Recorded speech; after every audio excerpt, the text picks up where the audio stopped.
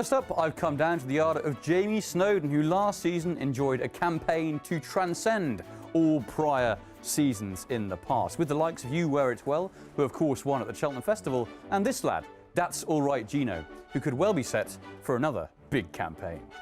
Last year was incredible, right from start to finish. Obviously Pisgah Pike winning the summer hurdle, ending up with That's Right Gino winning the Grade 2 up at the Scottish National Meeting, and all the way through Paddy Power Gold Cup winners and Grade 2 winners and festival winners. It was a phenomenal year, and it's all credit to the whole team that the form of the horses continued, literally from flagful to all the way through to the flagful. So it was brilliant. It was wonderful, and it's long may the luck continue, and fingers crossed this year can be equally as successful. I wanted to touch on your way into racing, because it's not the most orthodox of routes.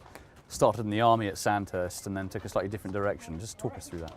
Yeah, so obviously I rode a lot as a child, and came up through the sort of point-to-point ranks and got a scholarship to go to university from the army. So off I went to Newcastle for 3 years, and then I joined the army, went to Sandhurst.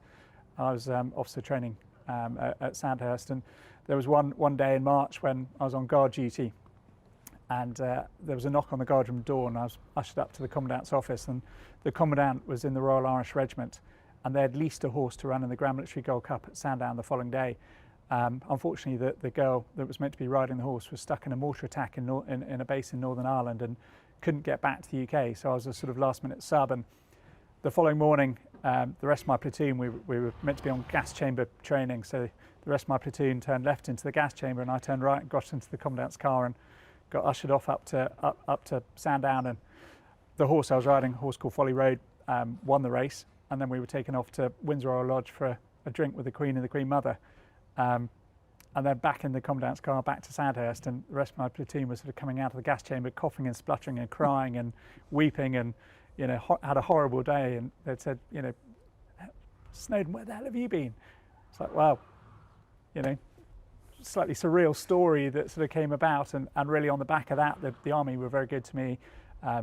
Commissioned from Sandhurst, joined a cavalry regiment called the King's Royal Hussars, and from there managed to win the Grand Military a few more times, and went off to Paul Nicholls as his pupil assistant and amateur jockey, and then off to Seven Barrows and assistant at Nicky's, and rode obviously a bit as an amateur for him. But really, without the army as a sort of springboard, it would have been very hard to get into both Paul's and Nicky's, and really that sort of gave me the as I say, the springboard to get into training racehorses. And I assume you had plenty of riding experience by then. Yeah, I'd ridden. I think I had my first ride in point-to-points when I was 16. So I'd ridden sort of for 4 or 5 years prior to that in point-to-points. But I think that was my first ride under rules, and obviously ended up riding for about sort of 10 years of my sort of life, and had great fun. Thoroughly enjoyed my riding, but training was always going to be the sort of end game. And how was meeting the Queen Mother and the Queen at the time? Yeah, as I say, it was just completely surreal. It was just very odd. Never anticipated anything like that would happen. But it does go to show what racing can do. It brings people together. From any one of us sort of mere mortals to the royal family, and it was great. It was great to be a part of that day. Just in terms of your actual training, it didn't take you too long to get a Cheltenham Festival winner on the board with Present View, who was one of your really big early successes. Yeah, that was great. Obviously, Sir Chips Keswick's been a big supporter of our yard, and he had a lovely horse in Present View, and he was our sort of, I suppose, our first big winner from Folly House.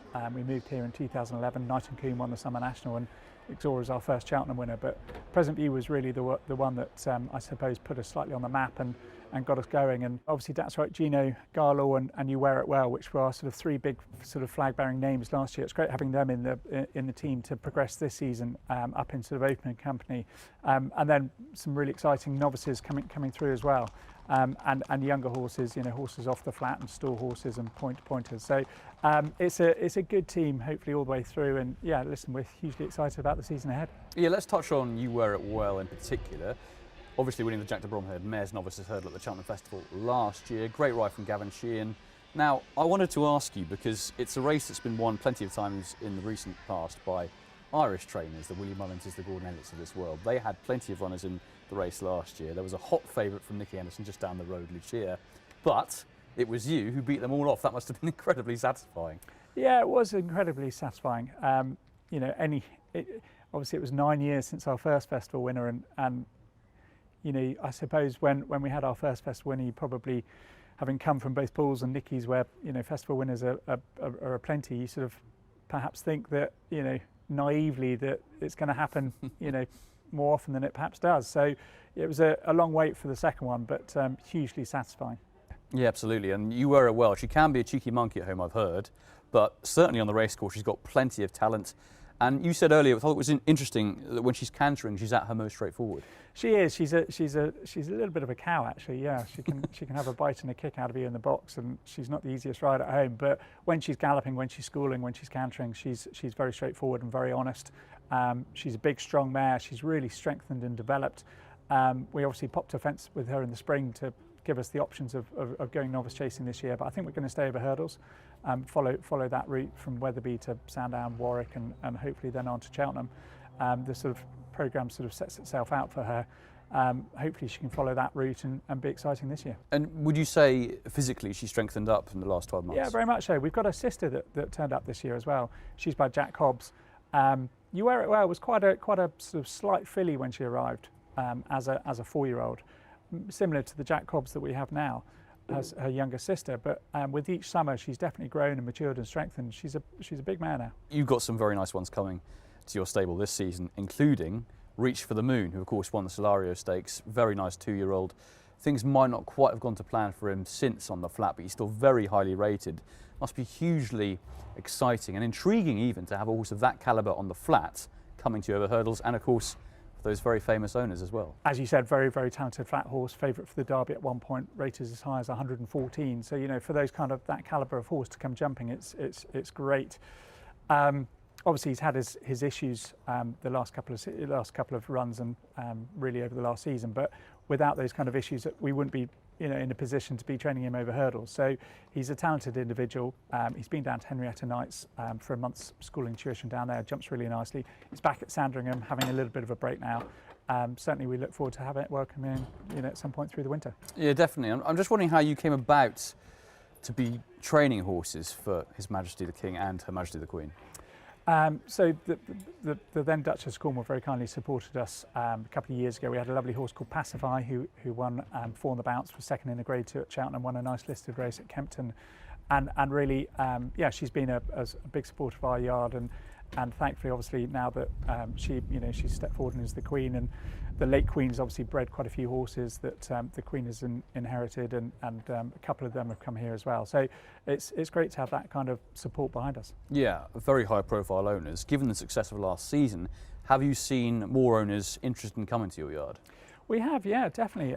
We've always been buying, but you know, we've always bought horses on spec, as it were, and thankfully I've managed to, you know, sell those on to existing owners, new owners, and we've had more people come to us. As I say, You Wear It Well's sister, owned by Seymour Curdy, that's a new owner to the yard, and he's come to us on the back of You Wear It Well winning at Cheltenham, I'm sure of it. So yeah, no, it's great having the existing guys reloading and buying, you know, hopefully bigger and better winter horses, and obviously having the new guys come in and support us too. And in terms of this forthcoming campaign, have you made any internal targets, possibly that you haven't necessarily voiced to everyone else, that you'd like to achieve? Yes.